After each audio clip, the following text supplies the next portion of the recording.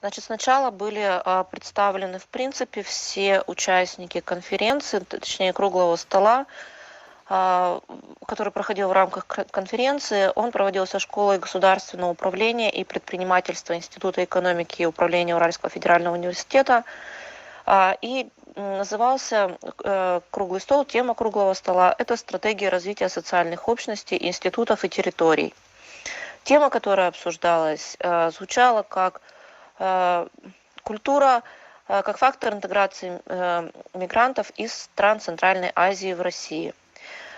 Организатор и модератор круглого стола Ирина Борисовна Бритвина, доктор социологических наук, профессор кафедры интегрированных маркетинговых коммуникаций Уральского федерального университета. Также присутствовали члены исследовательской группы, руководителем которой она является. Это Могильчак Елена Львовна, Бритвин Алексей Михайлович и Полина Шумилова. Участники круглого стола были следующими.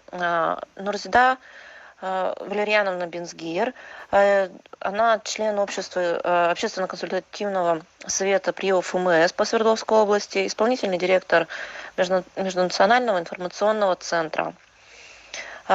Исклиева Бакыт Сериковна, руководитель проекта «Урал-Казахстан», Интернациональный союз. Также присутствовал студент Уральского федерального университета, факультета информационных технологий Абдул Басит Ахмадзай.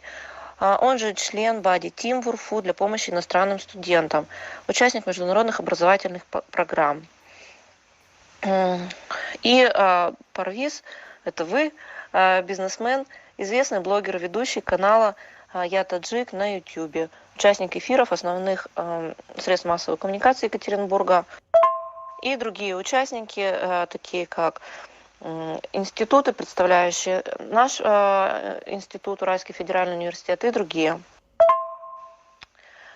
Беседа проходила в два этапа. Обсуждались результаты исследования, которые проводились нашей исследовательской группой.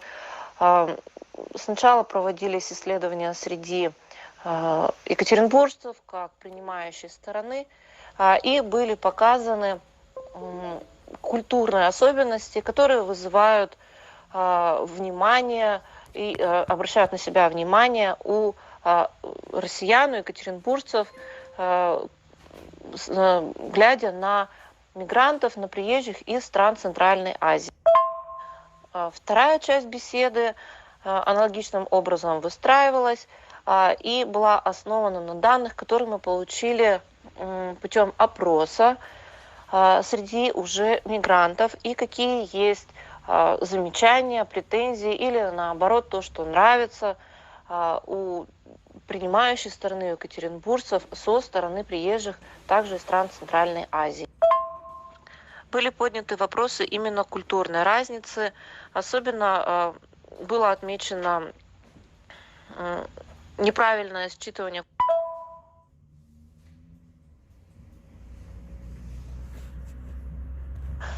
Были, конечно же, отмечены проблемы в языковом барьере, что не хватает обучения русскому языку в странах исхода.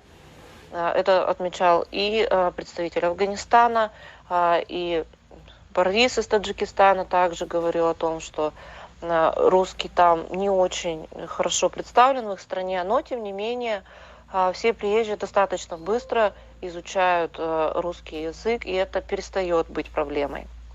Кроме того, правовые вопросы также остаются некоторой тайной для приезжих, в общем-то, так же, как и для местных, если честно, зачастую. В Соединенных Штатах, например, есть, когда мексиканцы по 20 лет, проживая в Америке,